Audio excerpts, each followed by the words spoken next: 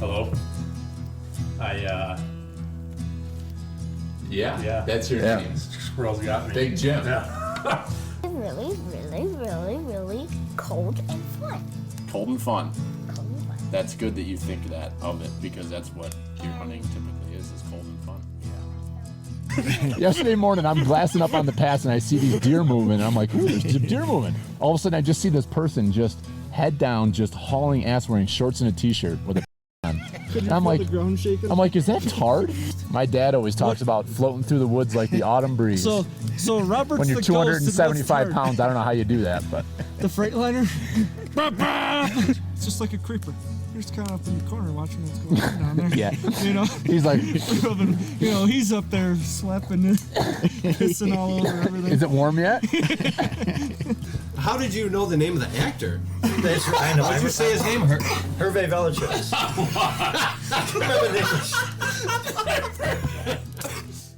You know what pert near means.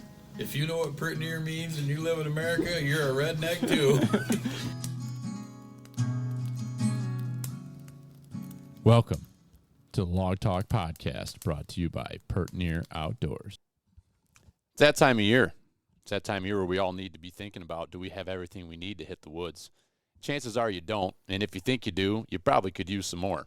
So how about you go over to thehuntworks.com and check out all the incredible products these guys are carrying. This is a great family, local store. Dan and Steve Dunnigan, a couple hardworking sumbitches.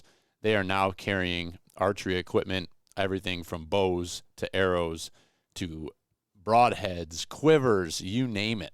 So on top of all the great tree stands and box blinds that they're carrying, they're now a full-on archery dealer, and really recommend that you check these guys out for your next big purchase. Head over to thehuntworks.com to see what they've got for sale, or if you're local in the Rochester area, head on over to their store in East Rochester on Dispatch Drive and check them out.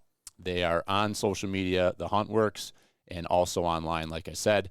And if you purchase anything online, you can use promo code FEEDIN'Em to get 5% off, and that's FEED, FEEDIN, INUM, 5% off. Feed 'em. All right, everybody, welcome to this week's episode of the Pert Near Outdoors podcast. Billy here, and it is the 22nd of November, a couple days after opening day, and we are well into our gun season here in New York for the white-tailed deer. So I hope everyone out there has had a good start to your season. I know we definitely got thrown a curveball here in the portion of Western New York. Not everybody got the snow, but we just got absolutely hammered here in Wyoming County, and everyone knows about Buffalo and the South Towns. Southern Erie County just absolutely crushed with snow. So we got probably somewhere between 4 and 4.5 feet of snow. I'm guessing it's very difficult to tell. But just at the rate it was coming down, and knowing how much we had cleaned up periodically throughout the storm, it seemed like we probably had in the neighborhood of 4 feet here, and has made deer hunting almost impossible. I'm sure you could get out there, but it's almost not even fair to want to go out there and do it, because the deer just don't even seem to have a chance to get away from you. So we have not hunted here at all on the farm, which is probably a good thing, but also a bad thing, because we put so much work in. You want to be able to get out there and reap the rewards early in the gun season once it opens up. But there's been not a single person to step foot and go after deer on the property so far. So it's been kind of an interesting start to the season. We had so Dallas came down and hunted with me on opening day, and then spent the night with us at camp, and then we hunted there around our property in Naples on Sunday, and it was kind of a picture perfect day down there on Saturday morning for opening day. I went up to my normal spot that I've hunted the last 5 years, and there was definitely quite a bit of hunting pressure on this piece of public coming up from the bottom, but the pressure never really made it to me, or at least the deer never made it up to me. This is kind of a bummer. We talked on here about how confident I was about this spot, and this is the first time I haven't seen a deer sitting there on opening day. In the last 2 years, I've had success by 9:30 in the morning. I had a couple deer on the ground, And it was not the case this year. I did not see a single deer sitting there. I was into my spot and set up at 6 a.m., which I was really happy about. Had plenty of time to get settled in and get my layers put on, and I sat. So I sat there from 6 to 10. Saw nothing. I did see one hunter skirt above me up on the ridge, but he never saw me. I was hiding kind of down behind the trees where my spot is, and nothing. So Dallas was down the ridge a little bit further, and we ended up meeting up around probably 12:15ish, somewhere around midday.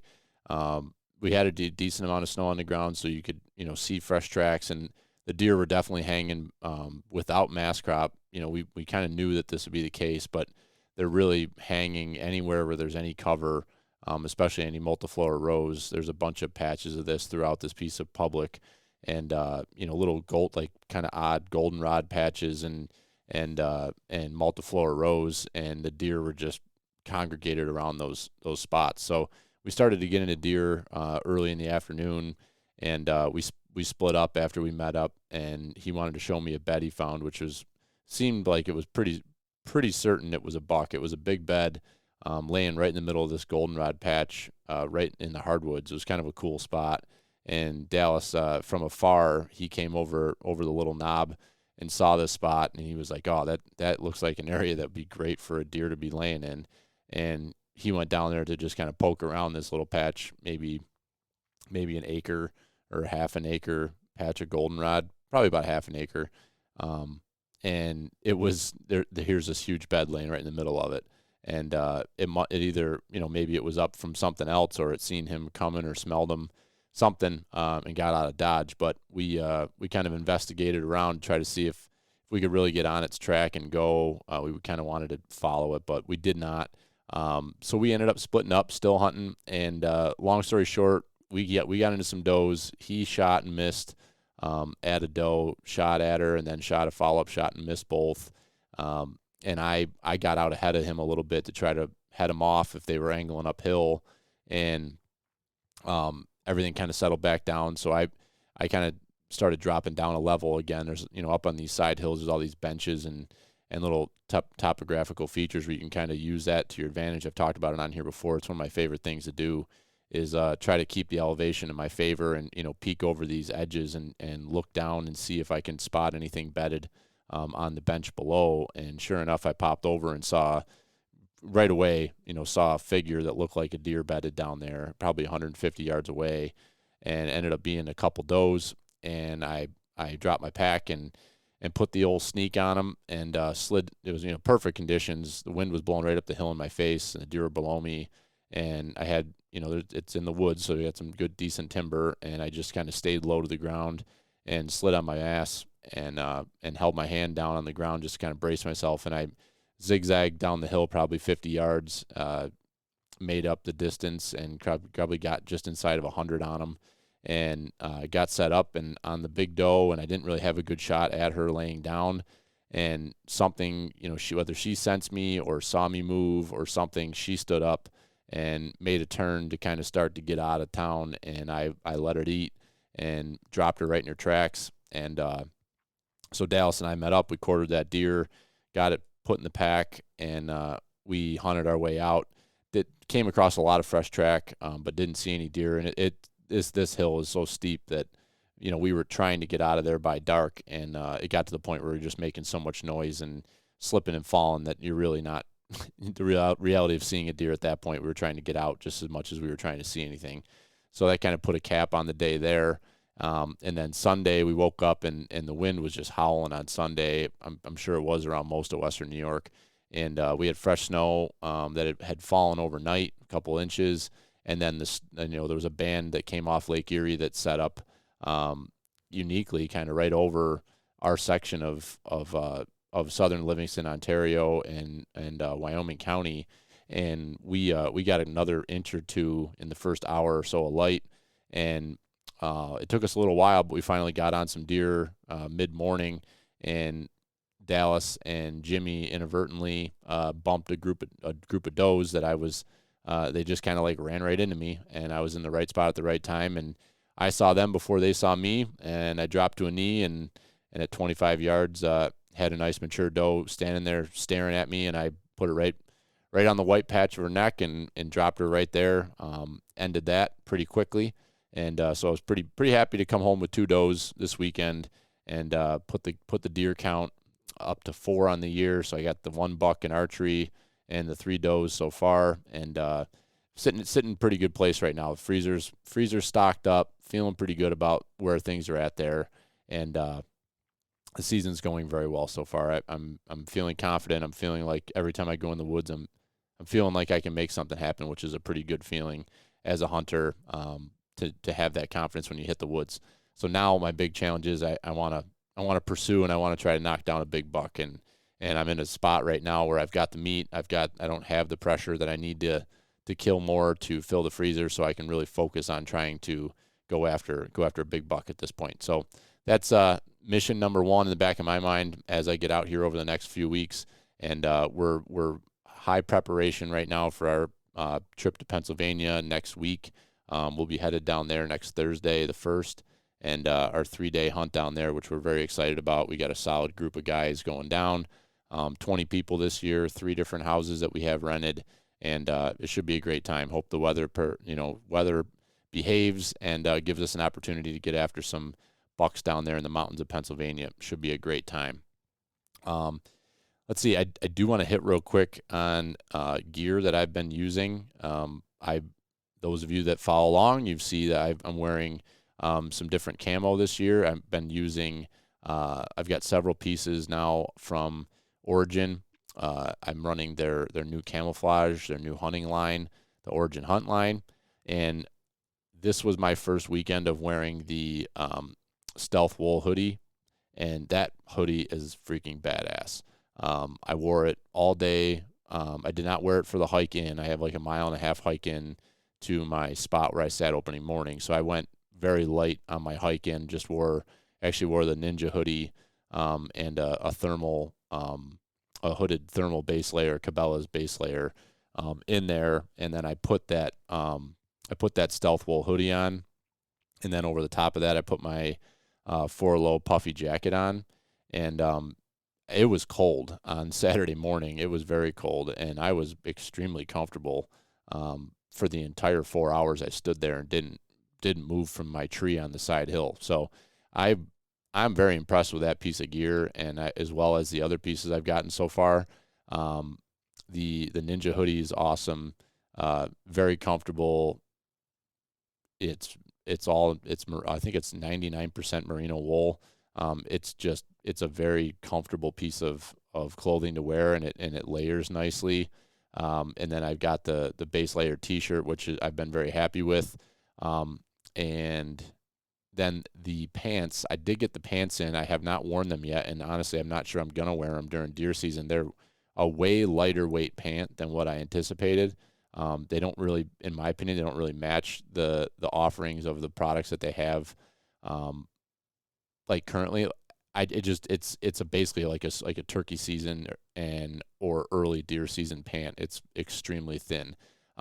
So with that being said, this is my second year running the 4-low gear, and both of these companies, it's 100% American made, and the 4-low gear is performing excellent as well. I have nothing bad I could say about the gear, and the pants are freaking awesome. So I've got a pair of camo pants and solid green, and I've been rocking those so far all season, and I cannot say enough good things about them. I mean, it's freezing cold out, and all I wear is just a base layer underneath it and those pants, and then if I'm sitting still for a while, I throw my puffy pants over the top of them, and they're just awesome. And when you're hiking and you're sweating, it's got vent zippers on the outside of the legs, so you can really open them things up and let them breathe. So couple companies out there, 100% American made product that I've been using now for a full season and now halfway through another season, and really using them in all sorts of scenarios, hunting farmland, hunting the mountains,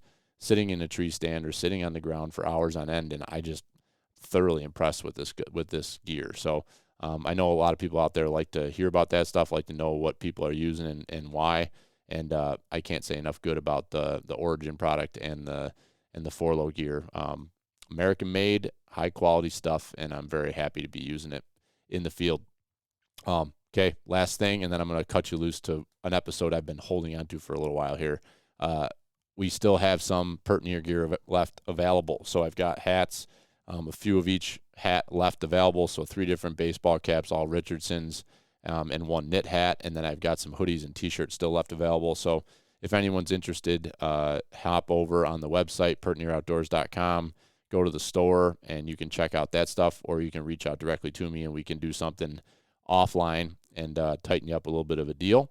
And here we go. So this episode, that was a lot of words here to intro into a 2-hour-long episode, but I think you'll appreciate it. So this was actually a podcast that we recorded last Thanksgiving Eve up at camp, and it's a real gem. We were all tuned up. The whole Harvey clan was there. We were having a grand old time telling old stories all over the map. Some hunting, some other stuff. A lot of foul language, some good humor. But I think that's what everyone that's listening to this show here, this is what deer camp is all about. This is what spending time with your family and friends and getting away on these weekends. This is the stuff that we look forward to.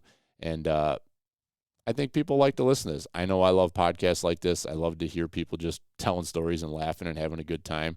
So I hope you can make some memories like this with your friends and family, and have that deer camp atmosphere.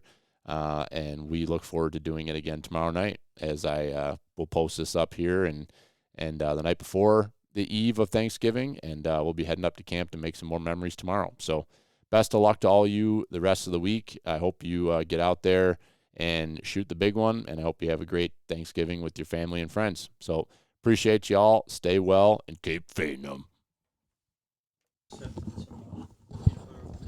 Oh yeah. Did you pour me some of that moonshine there, Can you pour me a little bit there? bartender? Thank you, nice lady. Can everybody hear themselves? Check, check. Yep. I can hear Checking. myself, and I can hear you. Wow. I don't think this works with a hat on. There we go. We were flowing, and I Do I didn't. have to take my hat off to do this? No, then? no. You're good. You look very natural. I feel like with you without a hat, I feel like I need sunglasses. Yeah. Thank you. Thank you, nice lady. I didn't want to ruin the flow, but we had some Is it fantastic stories going here. No, that's all right. No. It's all gone? Well, we had Here. some good stories of growing up in the 70s and 80s Yeah. in Lima. Times are different. Slightly different. Child labor laws are Yeah. followed a little bit closer now. Yeah. So we were just about to start telling 3-wheeler stories, and I said we need to probably discuss whether we're going to do a podcast or not, because 3-wheeler stories they're almost always something good coming out of Yeah. that. I have after that. You have to remind me. I have a good farming story with a PTO and an elevator and hay involved. Okay. I got So we got 3 stories on the docket. We got 3-wheeler stories. Yeah. We got PTO. Yeah. And whatever you said, and Thanksgiving night on the North Hill. yes, yes. yes. We have all that. We have those. So Well, you want got me your to- 3. Yeah, Okay. right into it. Yeah. 3-wheeler. Okay, so my 3-wheeler stories, obviously I was too young at the time. It was the mid 80s, and I did not own one, but Tim had a 3-wheeler. I won it. He won it Yeah. at the Lima Carnival. It was a Yamaha, Yeah. 200, I believe. Yeah. And Mike, before that, had a 200M. It was a Honda, which was fancy, had electric start and everything. So, I'm trying to remember the sequence of these stories, but I remember one story in particular. I took Mike's, and I met some of my friends. I went down the road. We were talking about going past, Arner's down to Clay Street. I had some friends, and they had ATVs. We met up, and it was wintertime, and there was a pond. And one of my buddies was like, you can ride these across ponds. He's like, if you go fast enough, the tires float, and you can just go across the pond. Oh, this wasn't a frozen pond, you're saying? No, it was not frozen. So I don't know this story. yeah, so I was there with some of my buddies, and Holy shit. I take Mike's 3-wheeler, totally irresponsible, and I gun it. And I go flying across this pond down on Clay Street, you know, and I'm getting halfway across. I'm like, this is working, you know? And all of a sudden I start sinking. But I made it across. Wow. I made it across, and I said goodbye to those guys. And I drove back down, and I get to the bottom of the road we live on, and all of a sudden the thing dies.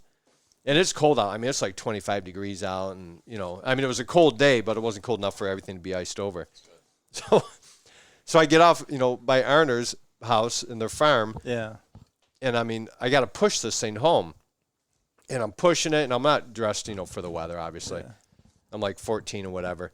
I'm pushing it down the road, and you got to go up that big hill up to McCoy's. Yeah. And I'm pushing the thing, and then pretty soon I can't feel my hands. And I'm like, Mike's going to kill me. I'm like, you know, he is going to be so upset. Yeah.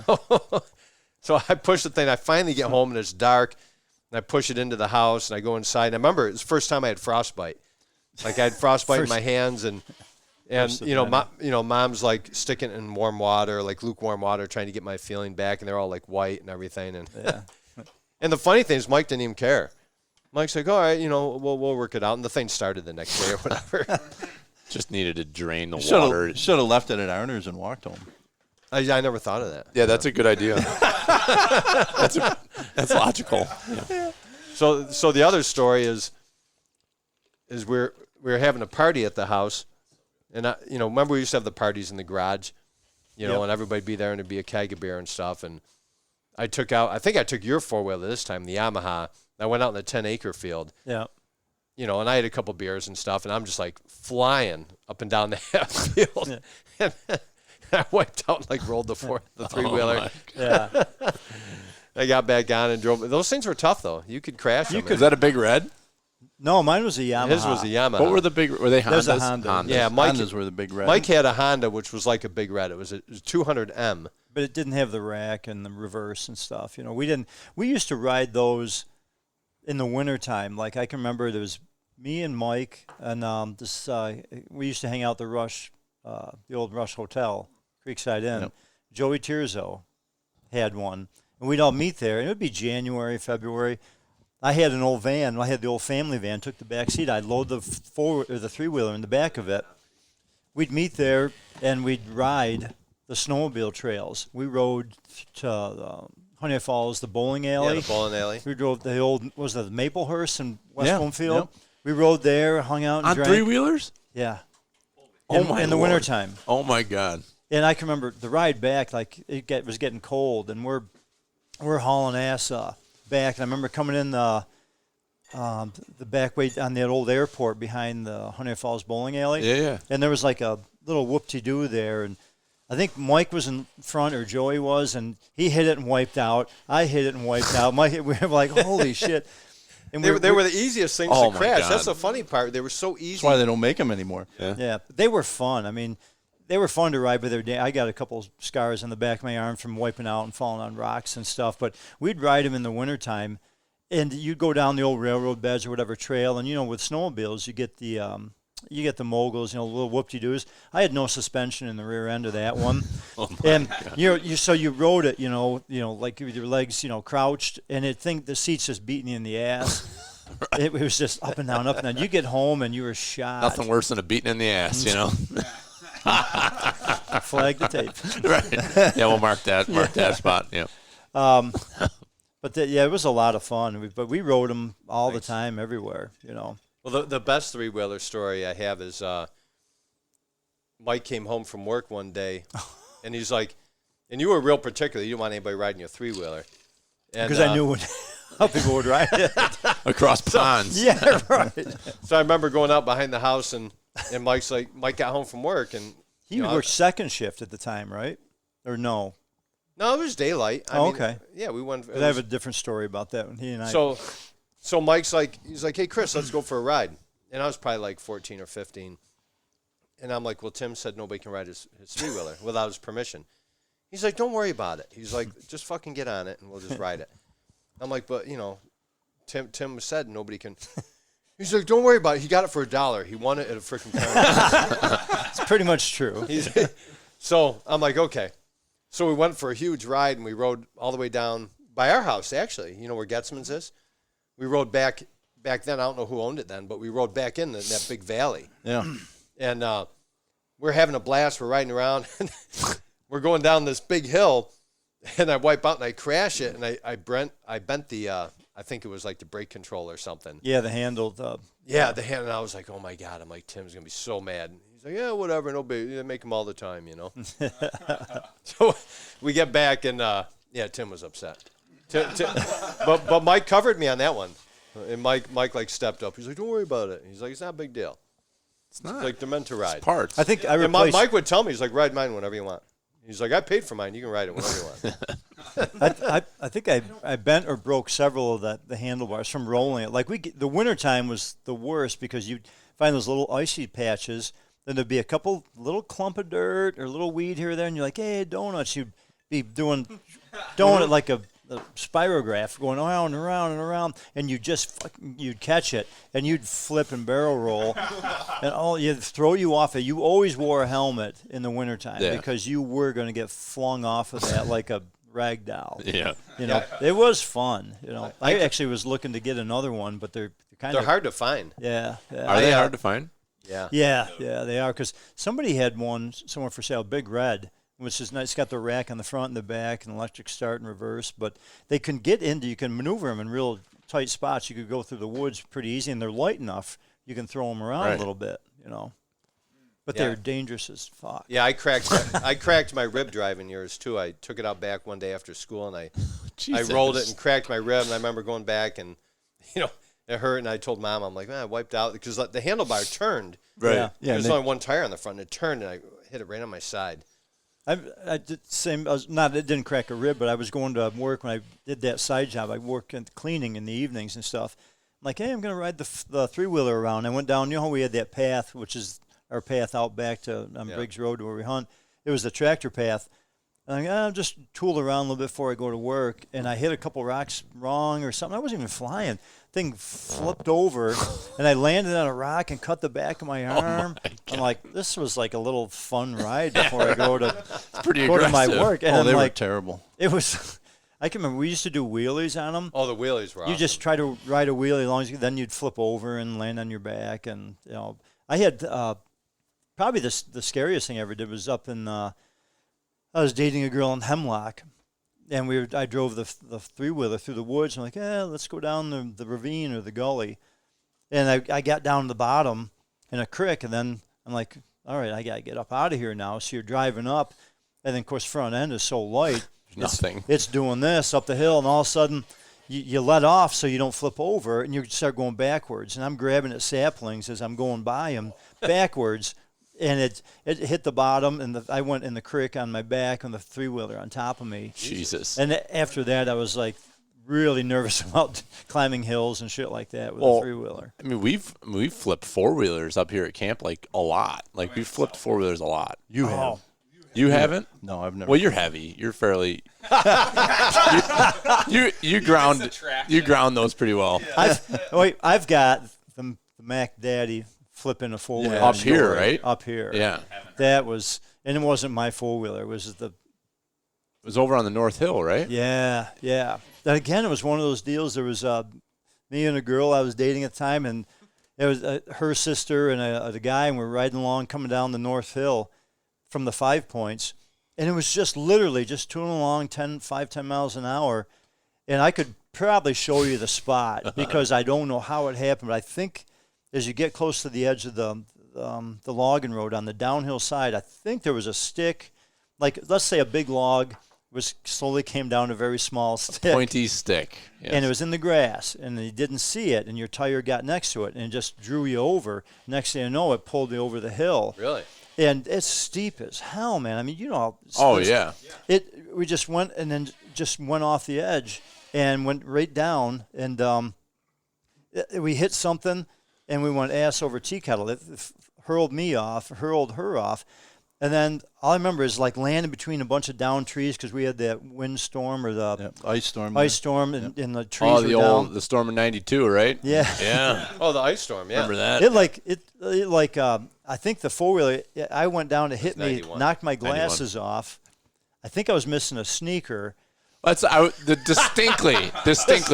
As a young kid, I remember, Uncle Tim crashed so bad he lost his sneaker. It's like, oh my God. Just imagine you just ragdolling down the hill. It was bad. It threw us off, and then Who was with you? Well, somebody was on there with you? Yeah, the girl I was dating at the time. Jesus. Yeah, so wasn't going so good, was it? Well, not after that. No. They broke up short. Yeah, that's kind of tough to recover from. Yeah, it's like it was her. It was their daddy's. It was her dad's 4-wheeler. Well, she was 17 years old. Yeah. The good news is a 4-wheeler rolled all the way to the bottom of the hill and landed upside down on the logging road. Almost. This is the second. Now, as you fall off it, the thing died. You know, the motor died, but I can still hear the 4-wheelers end over, cow. and it's like it seemed like it went on forever, but you just heard it bouncing. Like you get up out of the trees and shit, and the fallen trees. You're like, holy cow! And I check on her, and I'm like, wow. Then you're gimping down the hill, 4-wheelers upside down. Yeah, Jesus. I find it completely upside down. Yeah, I did find the shoe, luckily. Yeah. And we're right before the next logging road down. So it was still pretty steep there. And the other guy came down, and we had a ratchet strap. We had to flip it upright and ratchet it to a tree. And so it wouldn't roll away. I'm like, all right, we got to see if it'll fire up. And now the front rack and the back rack were like molded, rounded to, they weren't like straight anymore. They were rounded, arced, because it had bent. And the handlebars, I picked them up. I fired the thing up. It was a Yamaha Big Bear, I don't know, 400 or 450 or something. I'm like, all right, it started. I'm like, you know what? There's a logging road. We'll just drive right there. So I'm driving down through, and that one spot, it's not quite as high. It's probably 4 to 5 foot drop down to the logging road. I'm like, well, shit. I said, I don't know how to do this without screwing up. This is like tough to drive it down. It's almost straight down, like but not straight quite. down there, yeah. So I said, put the ratchet strap on a tree or something and have it so it gets tight. Like, well, I'm halfway down. You're only talking about going, well, from the top down is 6 foot, or Well, we didn't measure it correctly. And I'm like, well, here we go. And we go down. It doesn't catch. Doink. And boof, I fucking nosedive it. I slam it right in the ground, and I go piling off on the logging road. And the 4-wheeler standing on its nose. It died again. I'm like, oh, my God. And so we, got it corrected, and the thing fired up and ran. I'm like, damn, this is a tough son of a bitch. The thing ran good. So we finally got it back, and I'm like, how do I'm like, maybe I just offered to buy it from him. But he didn't want to sell the damn thing. So I took and got some repairs done to it and whatnot. But when we left, we went right down the Middletown Tavern. And this is, they don't take Visas or credit cards. And I'm like, I got like $5 in cash, and I want a couple of drinks. So we ended up going down there. I had to borrow some money from the other guy, have a couple of drinks, but we were like beat up and sore. We got done with that. You felt better after a couple drinks. Yeah, but then you got to take the damn thing back, and that was awful. You got to look the man in his eye and tell him you destroyed his 4-wheeler. Yeah, that's a rough ride. Yeah, she's all right though. Your 4-wheeler's pretty fucked up. Yeah. I was gonna say that. I'm glad you said that. Yeah. I mean, one of my fondest 4-wheeler flipping memories. I have 2 of them. One of them was opening day of turkey season. I don't know. Oh my God. It's got to be 15 years ago now. I don't know. 15 or 20. But I don't know if it was you, me, and Jimmy were over on the North Hill. Yeah. And Joel and Uncle Mike used to always go and hunt on the South Hill. And were they riding together on the 4-wheeler? Yeah. The 2 of them were on one 4-wheeler. 2 of them were on one 4-wheeler, and they're going up the back of the South Hill. They went up the steep road. And I'll never forget, we're standing on the North Hill, and it's like one of those spring mornings, dead quiet, silent, and it's pitch black.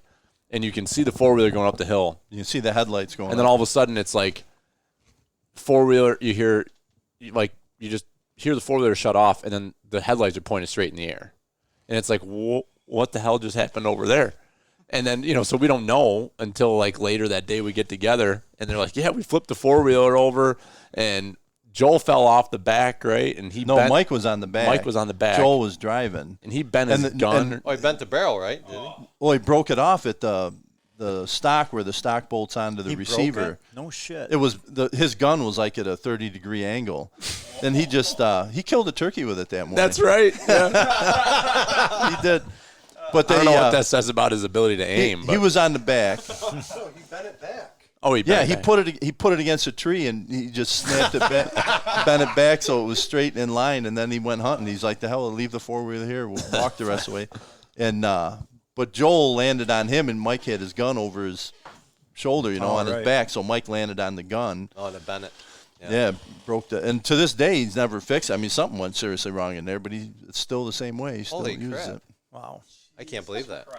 They were lucky they weren't hurt, but that was something to watch. That they're going up the hill, and I'm like, man, I can't believe they're going up the steep hill with the two of them on there. Right. All of a sudden, the headlights are going up through the sky. It never goes well with two people on the seat or somebody on the back rack. It never goes well. You got to sit on the front. No. You have to sit on the front. I was going to tell you the story. As a kid, you're like 90, 100 pounds. You're like 10 years old, and then you're still hugging onto the guy in front of you. You hug everybody's got to lean. You got to lean forward. He's like, Dave, time to lean forward. You can feel the front end start coming. Bouncing and Yeah. shit. Well, David, do you remember this? I thought you were going to tell the story going up the back. Oh yeah. I was going to take David turkey hunting for the first time, and Mike had Tracy on his 4-wheeler. And I specifically remember Sarah and I went and bought David new hunting boots. There were these brand new boots, and David was on back. And I followed Mike around the valley. We went up that steep hill. And, we're driving in the dark. You're half awake. And all of a sudden, I'm like, man, this is really steep. And, like, the wheels are spinning, and David's holding on tight. He's like, squeeze. Yeah, we, barely made it up.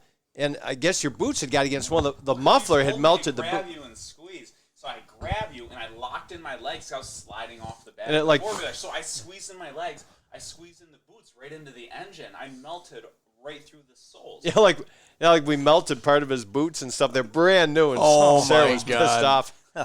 And she's like, "What are you doing with it? What are you doing with him at camp? Why is it that dangerous?" Don't ask those questions. Yeah, I know.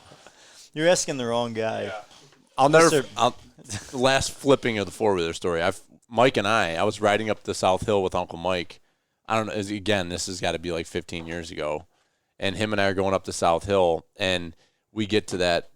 I think you hit the first water bar, and then you start back up. And he hadn't downshifted to first gear, and I think we were trying to go up it in second gear.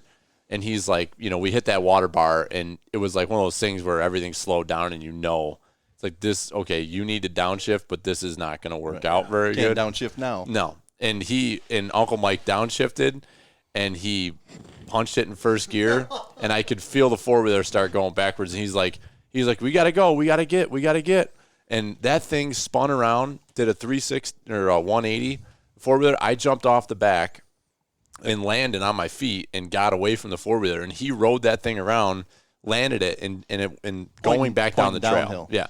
And Really? rode it back down the logging road. Yeah. Holy cow! And it was like, holy shit. And I was like, I'm going to walk up from here. I'm good. But yeah. Moral of the story is, 4-wheelers are freaking dangerous. And There's a decal on it that shows all the things that all the things you shouldn't do, and we do all of them. So we do all of them. From a safety standpoint, Yeah. those warnings are there for a reason. It's a Festivus miracle that we haven't. Well, back before the 4-wheelers, we had old military Jeep here. And we would pile the skids on there the old Willie's Cordwood.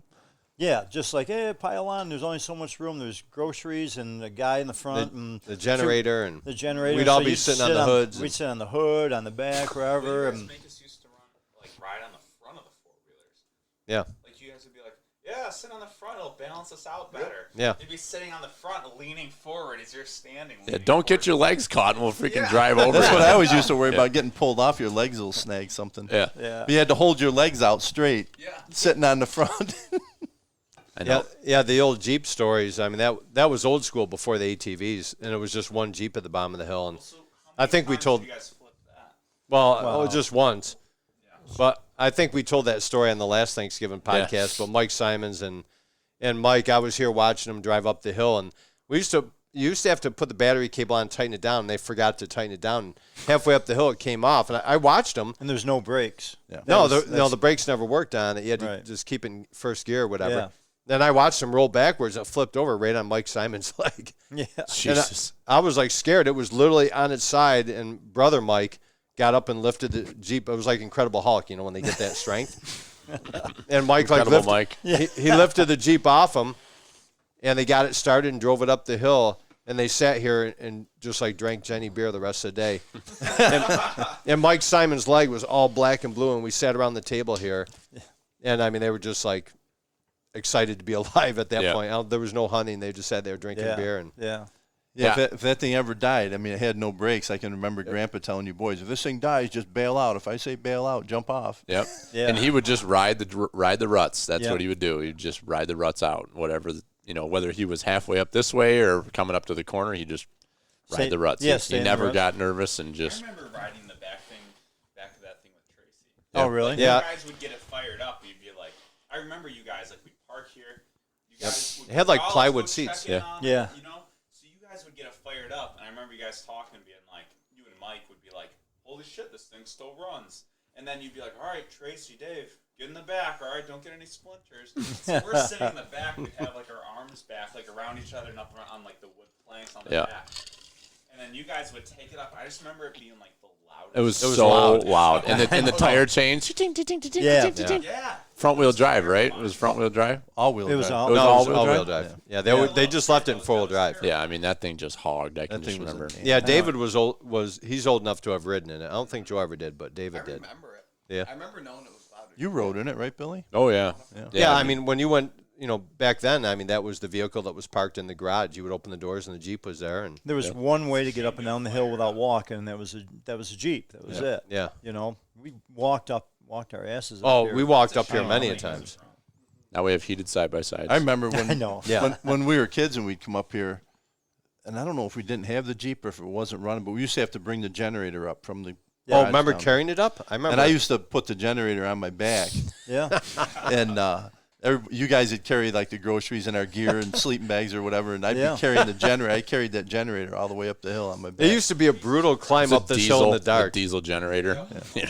It was the worst. It was the worst climb ever, up that goddamn hill in the dark. I mean, that's a steep hill. Yeah. And we drive up now, whether it's a truck or an ATV, but I mean, we always walked it. It seemed like. I know. I mean, if the Jeep was up there, you were walking. There was no other way. Right. And like Bill said, you were just like carrying like groceries, sleeping bags, whatever you had. Right. Hoping to do it in one trip. Yeah. You You remember when we would get to the bottom before cell phones? If you pulled in and you wanted them to come down, you would sit there and flash your headlights. Or we'd shut the lights of the cabin shut the off. power to the cabin Yeah. off. I remember that. Yeah. And you try to You'd get be them to sitting come here talking like this. All of a sudden, the lights would go off. They'd come back on. They'd go off. They'd come back on. Yeah. They're like, oh, somebody's down there. Somebody's Needs a here. ride. Yeah. Fire up the loudest machine in America and scare every deer off the property. Yeah, I remember sitting here many times, and you're like this, and the generators run that would die, and all the lights go off. Like, oh, somebody's got to go You're gas like, it up. son of a bitch. So even back then, like Billy, when you can remember them like powering off and on the lights, you guys had the Jeep going. Like, was the focus when you came up here, like, was the focus on deer hunting? Yeah, it was still. Oh, Or yeah. was it still just like, we're gonna drink beer? hang No, out, maybe no, it go was- out, like, It was always deer hunting. well, when did Except it, for like, Thanksgiving Eve. Yeah.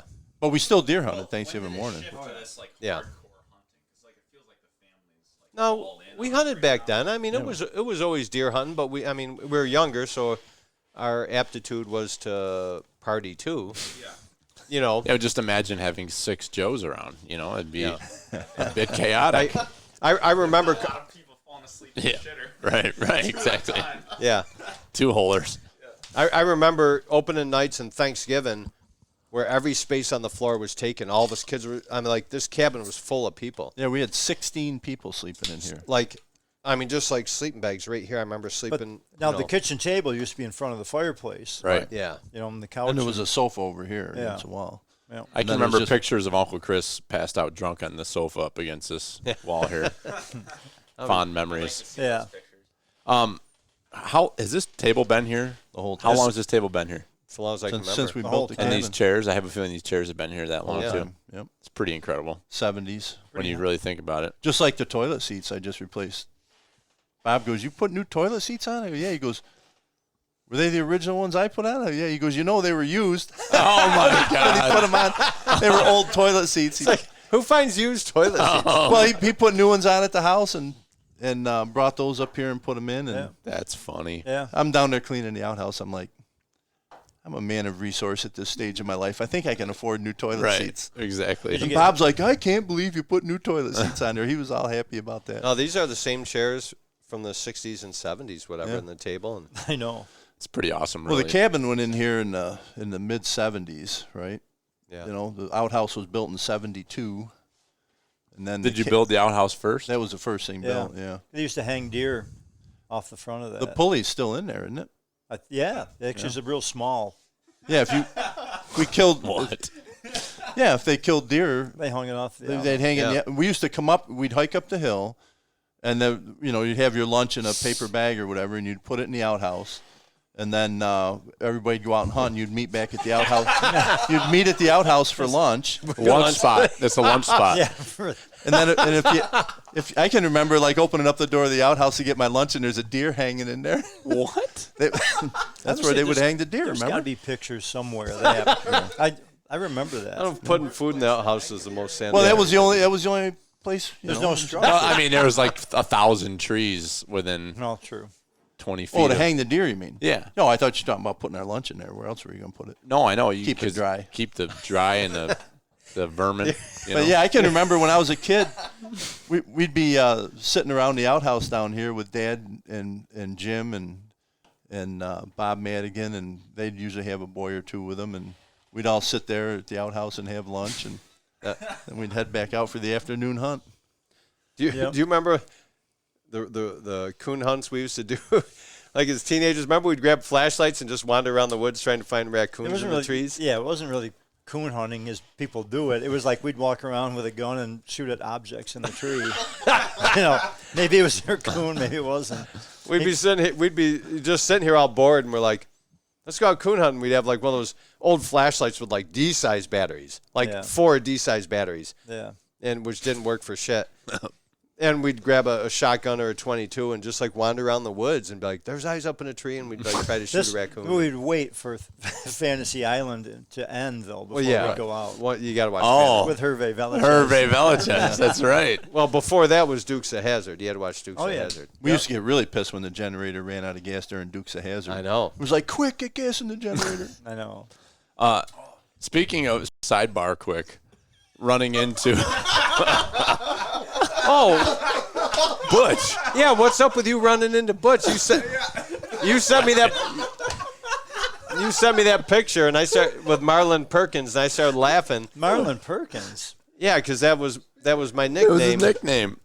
So I'm deer hunting. Remember Marlon Perkins? From Mutual, I remember who Marlon Mutual Perkins. Omaha's? Yeah, Wild Kingdom. Wild Kingdom.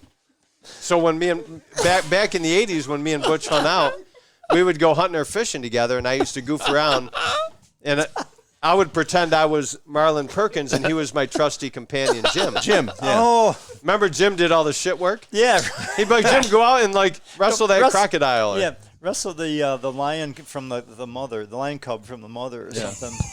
Jim will now attempt to wrangle an Yeah. alligator. And I'm like, why is he getting all the crap duty? And Marlon Perkins would be sitting up in the Jeep. Yeah. So that was our big joke.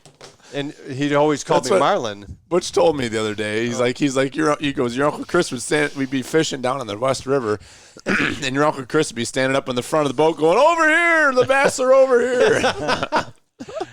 I can't believe you ran into him. So Where was he, on the state land? Yeah. So I'm up there. I shoot my 2 does, and there was a fawn with the does, and I let the fawn go. Right. So it's like an hour after I shoot the 2 does, and I'm standing there, and all of a sudden, just boom, like right in front of me, like just over. There's all these little fingers and knobs. Yeah. Gun goes off, and I'm standing behind my tree, and I peek my head around. I'm like, where's the hunters? Like, that was close. Yeah. That's on my level. And all of a sudden, I see the yipper come running out of where I had let it go. You know, I had my crosshairs on it, and I was like, it's a fawn. I'm not shooting it. Yeah. Now knowing how delicious those backstraps were, I wish I would have done it. You know? But so then the deer runs up the hill, and the guys shoot it and drop it right there, you know? Oh, shit. So I'm like, I'm just watching this whole thing play out, and here comes the 2 hunters walking up. There's 2 guys together. And they come walking up and they're almost to the deer. And I'm watching. I got my binoculars, and they walk right by the deer. And they're like looking around, and they're like kind of talking with each other, and they just like walk right by the deer. And I'm like, what? I'm like, they don't see it. They don't even see the deer. Wow. So I step out from the tree, and I'm wearing my orange, and I'm like waving my arms like this. And they look down, and they see me, and they're like, oh, wow, there's a hunter down here. And I'm like pointing. I'm like, we're 100 yards away in the woods, but I'm like, the deer's right there. I'm like, turn around, the deer's right there. And they're like, what? I'm like, the deer's right there. They turn around, they see the deer, so they go over to it and they grab the deer. Yep. And the older gentleman of the two is like standing there and they're talking, and he turns and looks down the hill and sees one of the dead does that I had shot an hour prior laying below, and they had shot twice. And I'm like, I'm sitting there and I'm like, I can't, I don't need this. You know what I mean? Like, that's my deer, okay? Yep. So I go walking over there and shooting the shit. He's like, did you just shoot that deer down there? I'm like, yeah, I shot that like an hour ago. Oh, we didn't even hear you shoot. We're shooting the shit. Yeah. And I thought he looked familiar, And so I go, I'm like, well, I'm going to go back to my spot. I go, it's early in the morning. It's like 9:30, 10 o'clock. I'm like, there's a lot can happen. I'm going back to my post, Yeah. So I go, my name is Billy Harvey. Nice to meet you. And he goes, my name is Curtis Rydell, and this is my nephew, Chris Rydell. And I'm like, looking at him, and like my brain's just like turning. I'm like, do you know Butch Rydell? And he's like, looks at me, he goes, I'm Butch Rydell. I'm like, huh? I'm like, I'm Billy Harvey. I'm like, you're good friends with my Uncle Chris? He's like, what the fuck are you doing up here? I'm like, well, what the fuck are you doing up here? He's like, well, who are you with? I'm like, well, I'm up. This is my hunting spot. This is my opening day spot, Yeah. So we started shooting, and then, oh my God, we talked for like 15, 20 minutes. And he's telling me all these stories. He's showing me up here. He used to stop up here. Yeah. I'd met him, and I'm sure I'd met that Chris with him up here too, probably when Chris was young, Yeah. But it was just like freaking small world. But like I know he's big into raccoon, with hounds, and he runs bears. He runs bears. He trains his dogs, runs bears down here, then takes them up to Maine and stuff like that. Well, he's in Canada too, so he was showing me videos on his phone from Canada like 3 weeks ago. Oh shit! They were up in Canada. He's trying for a guide up there. Yeah, he's trying to get his own guide's license so that he can do that on his own. Yeah, he's big. Cool. He's big into black bear, and like when I knew him in the early days, it was coon hunting, and we would go out and this is probably 85, 86, and he would just run dogs nonstop. That was his passion, and and this guy, there's a woodsman. Like there's people comfortable in the woods, and then there's Butch. Right. This guy will hunt or fish anything, any time of the year. And turkey hunting he loves. But, like, we would go out coon hunting, and I remember him, like, running around Bloomfield, like, in the dark in these fields. And there'd be a coon up in the tree, and he's like, hold the flashlight. He's like, I'm going to climb up there and throw it down. I want to train the dogs. He would climb up the tree, somehow get up the tree, and the coon would be like snarling at him, and he'd grab it and throw it down to the dogs. Jesus. And he had like no fear. Last time I went to his house, he had his hand bandaged or something, or he got attacked by a bear. Well, yeah. So he goes, oh yeah, like I was doing like a bear control, and the DC would have him come in and get rid of nuisance bear. So he's taking care of a nuisance bear, and he ended up like wrestling with it or some shit. He got bit by it, and then he stabbed it and killed it. I was going to say, he killed it with a knife. Yeah, he said he killed it with a knife. The bear attacked him. He wrestled the black bear, bit him, and he stabbed it because he got mad. Well, I mean, you get bit. It's justified. I remember he told me that story. No, you were here at the cabin. He came up when I was hunting up the hill. I'm sitting here alone. And he came up to the cabin. I was up the hill. Some guy come walking up the hill, and I'm like, what? Is this like a robbery? Like, who is this? And he just walks inside. And I'm like, hi? Like, I think I should know you. And then, he just started shooting the shit, and I had no clue who it was. But he told me a story about him, stabbing a bear or something. Oh, my God. Okay. So you take anything you want. Yeah, listen, he's the real deal. Yeah. Oh, yeah. No, going to his house, he's got peacocks around. He had a turkey. That's whose hanging peacock in probably got away when Uncle Mike was up on top. Yeah, we had a camera up there, and there was all these. Oh, can you grab my beer? It's in there. There was all these turkeys. Yeah. At the Octagon, the spot we call the Octagon. Yeah. And there was a peacock in there with the turkeys. And Mike's like, "What the hell is this?" I'm like, "It looks like a peacock." And he goes, "Where? Are you serious?" Yeah. On top of the South Hill. It must have got away from Butch. As we go into his house, I'm really young, but I distinctly remember being like, yeah, you know, it's like this is like a mountain. This is a Naples house for sure. You know? Yeah. Oh, he had a So raccoon in you a go cage. He had everything. Yeah, a raccoon in the cage. You walk in, and right off to the left of the entrance was a stairwell going down into the basement. I remember he opens up the door, and hanging in the stairwell are turkeys, like dead turkeys. Like he shot him, hung them on the stairwell to the basement to keep it cool. What? It was the fucking craziest thing ever. No, he was legit. I remember taking David to his house, and it was just multiple like cages out in the yard. He had his coon hounds, and then he had like the what the hell's the bird called? Peacock? The peacock. Yeah, it was like parakeet. No, he didn't have parakeets. What's that door there? Yeah, he had the peacock, and then he had like a raccoon and all these animals. He's like, yeah, the DC. I talked to them. I'm allowed to have this, and I mean, he was into trapping. He had trap lines like old school. He would work with the Amish and get dogs, but that guy turkey hunting is his it's forte. his big time passion. I remember going out with him, and we were up on the North Hill, and Mike had just given me that new box call from that guy in Pennsylvania, and I hit the box call, and a turkey gobbled way over whatever to the west of us, and Butch is like, I know exactly where that is. We hopped in his Jeep, we drove all these roads, drove by his house, drove up to a farm field, and it was out in those woods. We like called it in, and he shot it, and I was like, that guy is a hell of a turkey hunter. He knows every piece of ground around Yeah. here. When I saw him up there on opening day, I'm like, this isn't good. I'm like, he knows where I'm hunting. And, and if he's up here, that's not good. I go, No, it is good because he knows where to go. well, no, right. He chose to be there, and that man knows everything. Yep. Yeah. So you're calling me a good hunter. Well, That's right. It's a Beat him. compliment. that's right. Bam. I want to hear a PTO story. Oh, yeah, let's hear the Let's PTO. go to the Well, PTO story. This is backtracking to That's child okay. labor laws and how things have changed. But talking about Chris, working, doing hay, and And no, yeah. So this is way off the track. Can you grab me water off the porch, please? There's a lot of Can you grab him a beer off? there's the a lot of porch? receptacles here. You got what do you got? 3-4 things working? Just two, but third pretty soon. Yeah. So that one farm I worked at, and Bill and Mike worked there, and Mike and Gail Couts, up there at the old McAvoy farm. Well, I was working with, I think you maybe were on to another job, and I worked with Mike there, and we were in the summertime and doing hay, like you talked about, and this was like reality, like okay, we're doing hay, and this is like 12 loads. 13 loads we did, and it was like I don't know if he kicked him, that kicker baler, Yeah.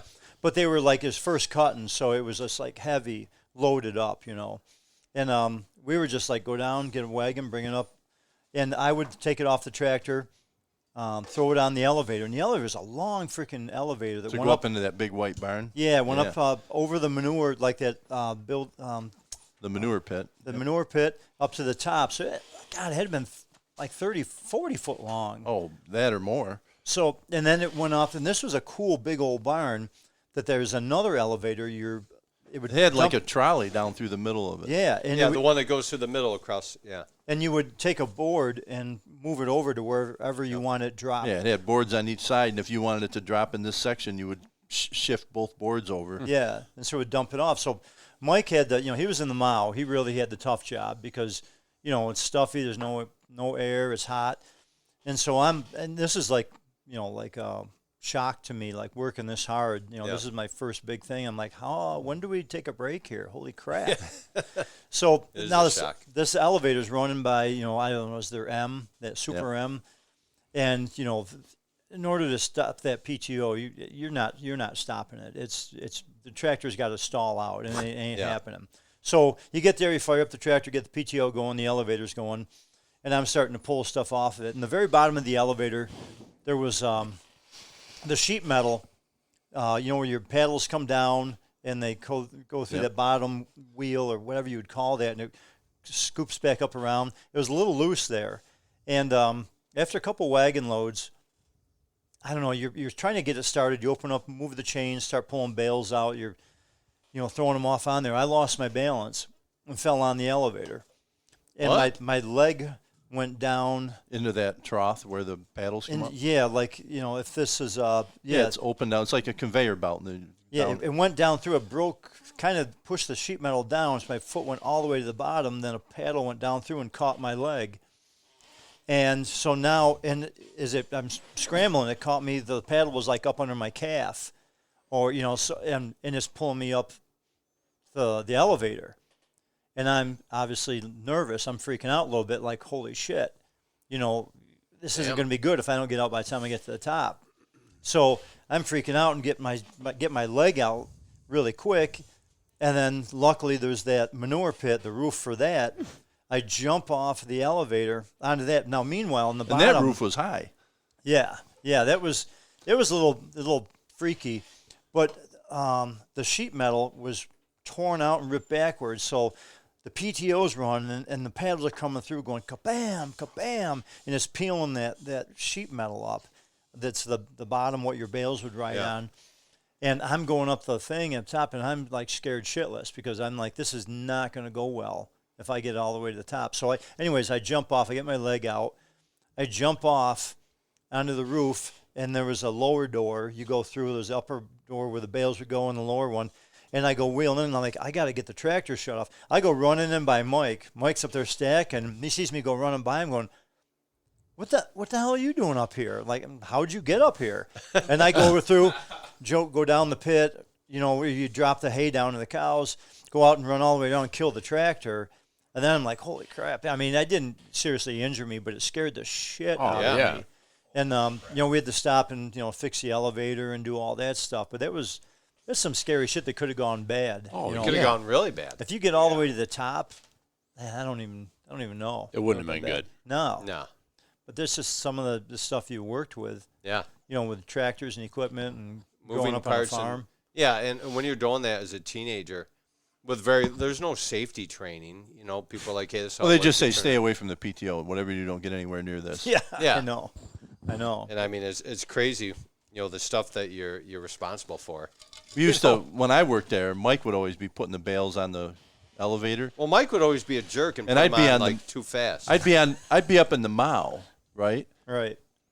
And I'm going as fast as I can go because you got to get the bales, take them to wherever in You the gotta barn walk you're across stacking, and stack 'em. run back, get another one, and like you said, it's like 120 degrees up there. And it's all the And chaff and the dust. he just wanted to everywhere. get done. He just wanted to get the wagon on. And there'd be one bale and then another bale and another bale. They're like touching each other. It's like boom, boom, boom, boom, Yeah. boom, the bales. And I can remember like climbing up there and I'd have my hay hooks and I'm banging on the elevator. I'm like, hey, slow down, Yeah. He's like, okay, and then they just keep coming.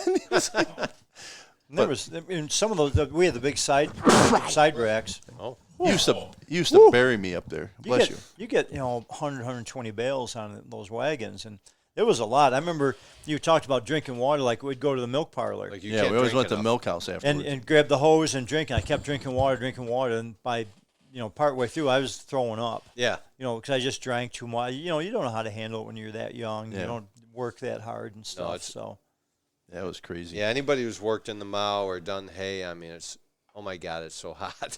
I know. I did it with John Ryder, too, over at his farm. Yeah. And that's actually where I met Butch. Butch worked there.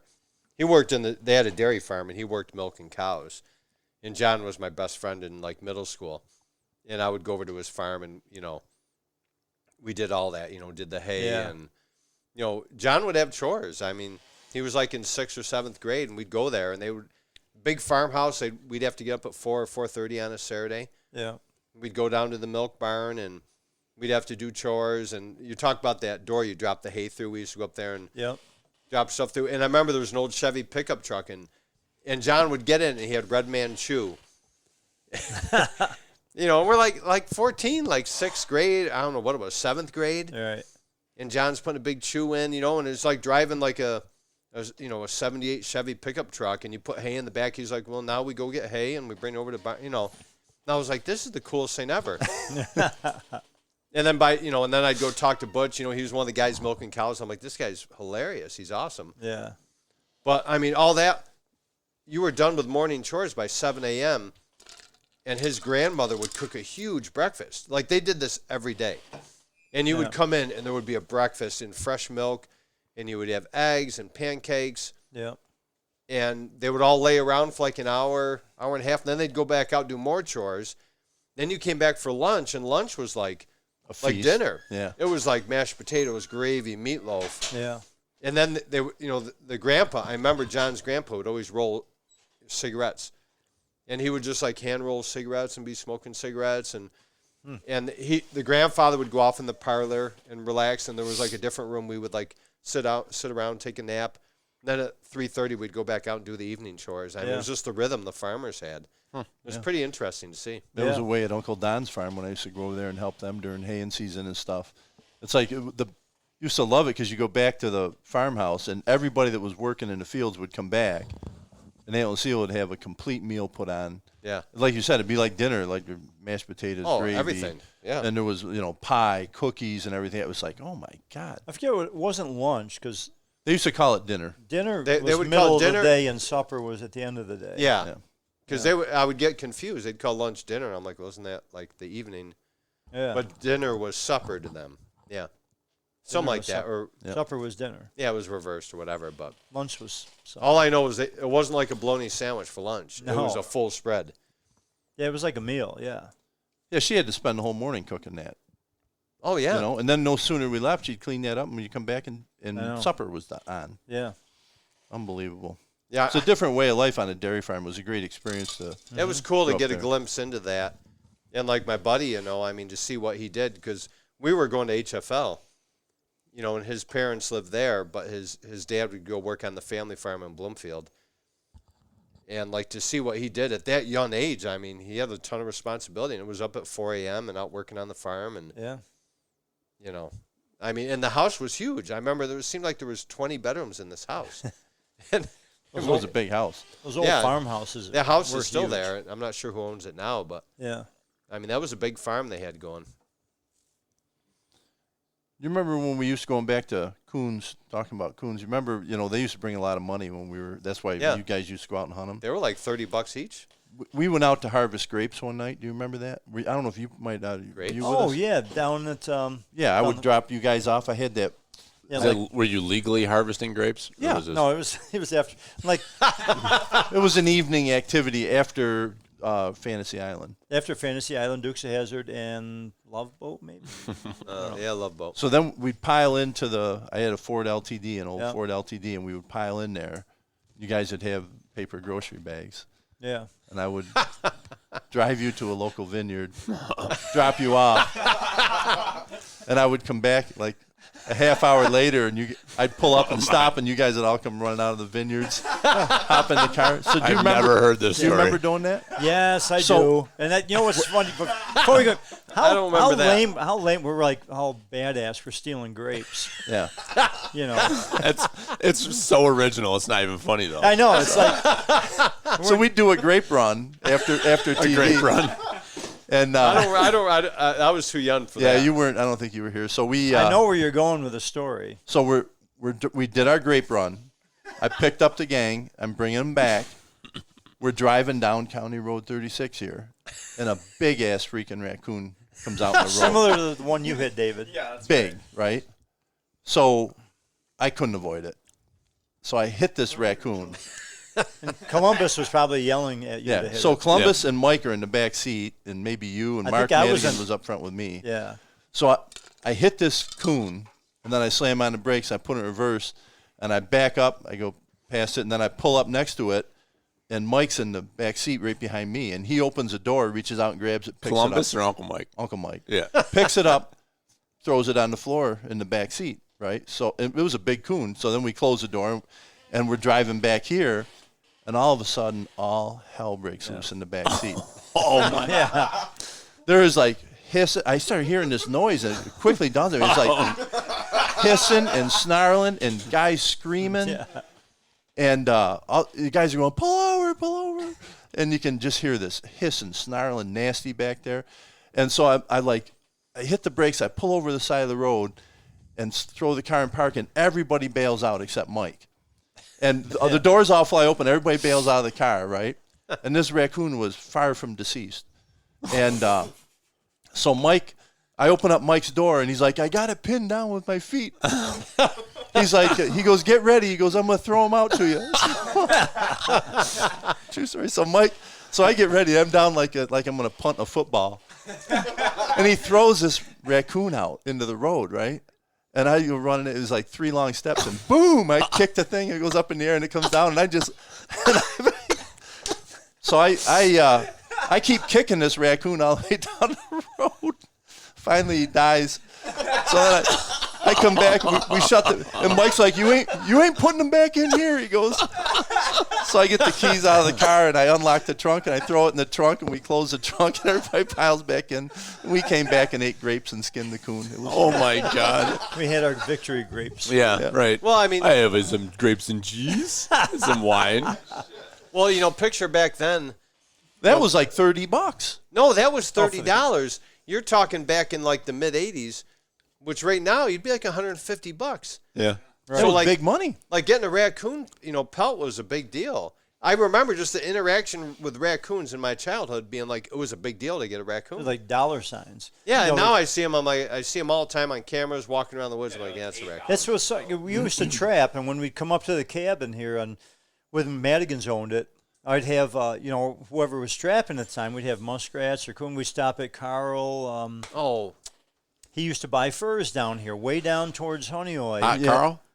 No, he was also involved with the Genesee Valley Trappers Association. What was it? We were just talking about him last weekend. Carl Kaiser. Fuck, I can't. But he was an older dude, and he would. I remember the market was like crazy. Like you were getting $5-10 for a muskrat. I used to you were get getting $10 for a muskrat. and it was it's crazy. It was nuts. Yeah, but that was a thing for us. Like, hey, we can make money. At the time, that was big money. It was like legit money to trap. And a lot of people trapped. It was a big deal. I can remember being out. A buddy of mine was with me, and we were out bow hunting. And I come across. It was a nice fall day, and it was late enough that the raccoons had come into prime.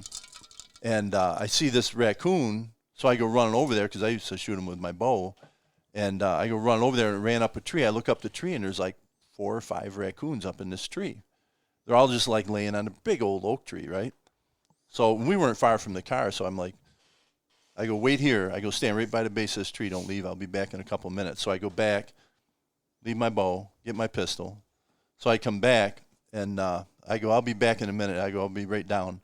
So I start climbing up. He's like, what are you doing? And I go, I'm going to go get some coons here, So I end up climbing up the tree, and I was shimmying up the tree, and I was shooting the raccoons, right, and they'd fall down.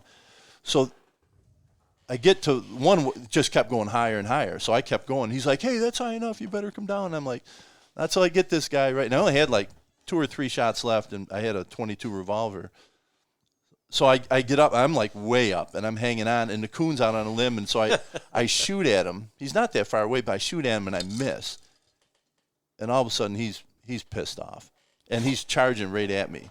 He's snarling, showing his teeth. He's like running down the limb right at me.